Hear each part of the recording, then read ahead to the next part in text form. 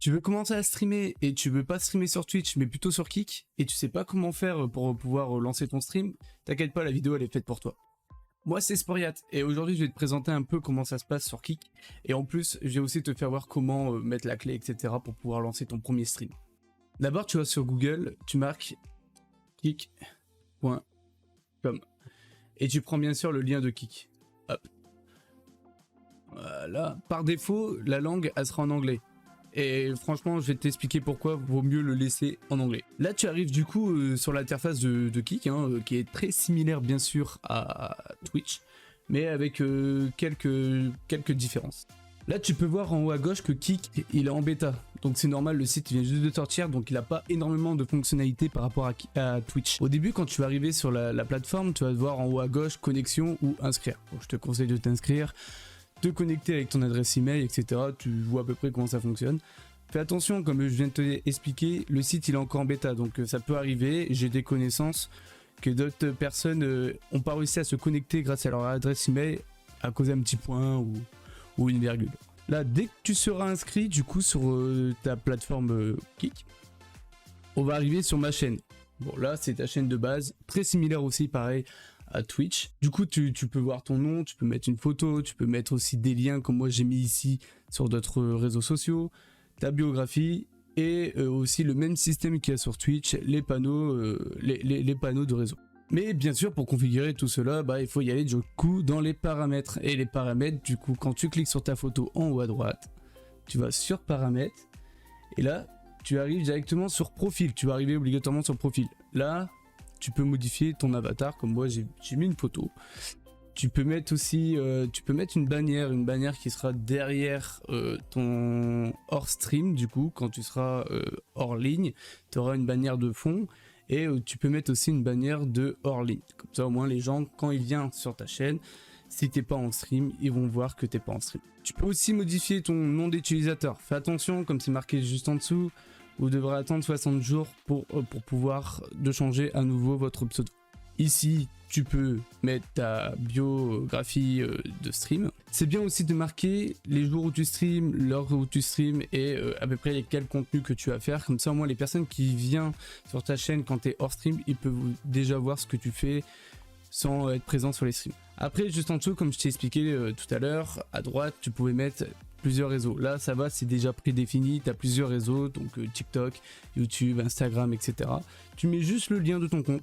Et comme ça, au moins, ça sera mis directement quand tu cliqueras sur valider. Et il aura le panel de réseaux sociaux où les gens pourront cliquer et rejoindre directement du coup cette plateforme. Après, à gauche, il a aussi plusieurs autres détails. Bon, des détails qui ne vont pas vraiment te concerner au début. Moi, par exemple, je viens juste de commencer de stream sur Kick. Par exemple, là, j'ai pas encore validé tous les objectifs à faire. C'est en train, c'est en cours, donc ça avance. Après ici, pareil, là, ça sera plus l'endroit où tu vas configurer avant tes streams. Mais là, pour l'instant, c'est pas ce qui nous intéresse non plus. Ce qui va plus nous intéresser là actuellement, c'est d'aller sur les paramètres et clés de réseau, URL et clés de flux, etc. C'est très important parce que si t'as pas ça, tu peux pas stream sur Kick actuellement. Si tu veux streamer sur Kick, il faut impérativement que tu as soit ces deux plateformes Streamlabs OBS ou OBS Studio. Moi je te conseille plutôt OBS Studio, tu vas voir, c'est beaucoup plus simple, c'est beaucoup plus professionnel que Streamlabs. Surtout que Streamlabs OBS est plus relié à Twitch que à Kick. Que OBS Studio, tu peux varier avec plusieurs plateformes.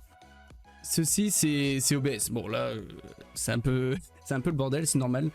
Mais nous ce qui va nous intéresser avant de stream, c'est bien sûr aller dans les paramètres. Tu lances les paramètres et tu vas voir cette autre page qui va s'activer. Là tu vas devoir aller sur stream et flux.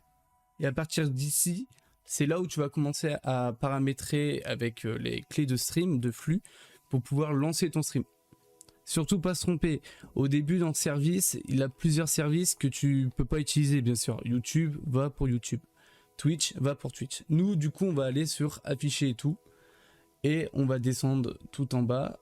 Alors c'est pas tout en bas, c'est tout en haut pardon, et tu cliques sur personnaliser. À partir de là, ici ça sera incomplet et ici ça sera aussi incomplet. Là ce que tu dois devoir faire dans serveur, c'est du coup retourner sur Kick, Voilà, tu retournes sur Kik et ici tu appuies sur le petit carré.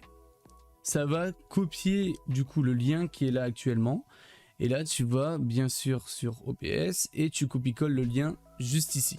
Maintenant, tu peux pas encore stream non plus parce qu'il faut aussi que tu colles le clé de stream. Et le clé de stream, c'est pareil, tu retournes sur Kik. Et c'est le deuxième qui est juste ici. Tu copies-colles encore, tu retournes sur OBS, tu mets la clé de stream et à partir de là, tu fais appliquer, OK. Et c'est bon, tu as juste à faire commencer le stream et ton stream se lance.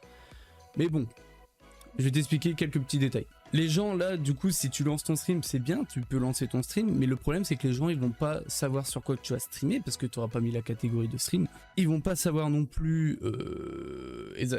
entre guillemets, ce que tu vas faire pendant ton stream parce que tu n'as pas mis de titre non plus. C'est pour ça que là, la page flux de Kik est très important. Tu cliques ici. On arrive du coup, on va dire, au tableau de bord des créateurs et au tableau de bord aussi si tu as des modos ou tu veux mettre des modos qui vont pouvoir y accéder. Ici, c'est tout l'endroit qu'on va configurer avant de lancer son stream. À droite, là actuellement, là que je viens de descendre, il a des fonctionnalités que je te conseille pas vraiment quand tu n'es pas encore affilié ou même que tu n'as pas encore de milliers de followers. Par exemple, le chat. Pour les followers uniquement, c'est t'oblige la personne de se follow à ta chaîne pour pouvoir parler et c'est vraiment déconseillé parce que du coup bah, ça bloque les nouvelles personnes qui arrivent sur ton stream. Chat en mode emote seulement, bah c'est marrant si t'as 1000 personnes sur ton stream, c'est pas marrant si t'en as que 5. Mode lent c'est pareil, hein. Au début quand tu vas commencer ton stream tu vas pas avoir des masses de personnes qui vont parler donc ça va servir strictement à rien. Donc toute cette zone là, la action de chaîne, oublie-le pour l'instant. Nous, ce qui va plus nous intéresser avant de lancer son stream, c'est modifier les informations du stream. Tu cliques dessus et à partir de là, tu commences à faire tes modifications pour pouvoir lancer ton stream. Tu trouves un titre au contenu que tu vas faire du coup pour ton live du soir ou de la journée. Hein. Par exemple, moi, c'est un exemple que du top 1 ce soir, c'est parce que j'ai fait du Fortnite. On a fait un maximum de top 1 dans la soirée. Si tu as des commandes que tu veux mettre sur ton stream et que tu veux que les viewers puissent l'utiliser dans le chat pour arriver directement à tes réseaux sociaux, tu peux le mettre aussi. Par exemple, moi, le point Discord, le viewer met point Discord, enfin exclamation Discord, il a un lien, il clique dessus, il arrive sur mon Discord. Juste en dessous, catégorie, c'est très important que tu le mettes. Moi, par exemple, hier, j'ai streamé du Fortnite. Tu marques Fortnite, voilà. Là, ici, tu as la catégorie Fortnite. Tu cliques dessus. Voilà, la catégorie, elle est enregistrée. Pareil, langue français, hein, logique, t'es pas anglophone. Enfin, si tu sais parler anglais, pourquoi pas, mais t'es pas allemand, t'es pas italien, etc. T'es français, tu mets français. Et là, les tags, pour l'instant, c'est pas encore sorti. Comme j'ai expliqué, le site, il est en bêta. Donc, il a énormément de fonctionnalités que tu peux pas encore mettre et que ça va sortir par la suite. Mais j'imagine que les tags, ça va être le même système que sur Twitch. Tu mets plusieurs hashtags qui va pouvoir cibler directement une zone de recherche pour les viewers. Et plus 18 ans, public majeur uniquement, si c'est des choses qui sont pas conseillées pour les mineurs, c'est bien de l'enclencher quand même. Après là, il a plus d'autres fonctionnalités à faire et tu peux lancer ton stream. Après tout ce que, si tu m'as bien suivi, tu peux lancer ton stream avec toute tranquillité. Le prochain vidéo que je ferai, c'est les paramètres que je te conseille pour OBS, donc n'hésite pas à t'abonner à la chaîne.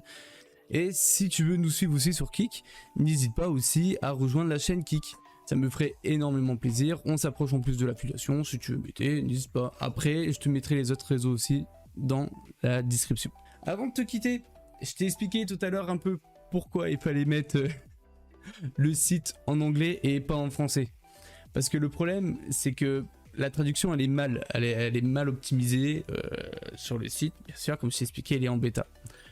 Anglais, laisse en anglais, par exemple, il va y avoir des petits trucs tout cons, mais bah, moi mon pseudo c'est Sporiat, là c'est bien marqué, mais si je le mets en français, tu vois, là ça a moins de flow déjà. Mais il a pas que ça, hein. Et il a pas que ça, il a aussi les personnes qui veulent écrire un message. Si tu as envie d'écrire un message et que tu traduis, et ben ça peut arriver que le message soit mal traduit et du coup ça fait n'importe quoi. C'est pour ça que je te conseille pour l'instant de laisser en anglais.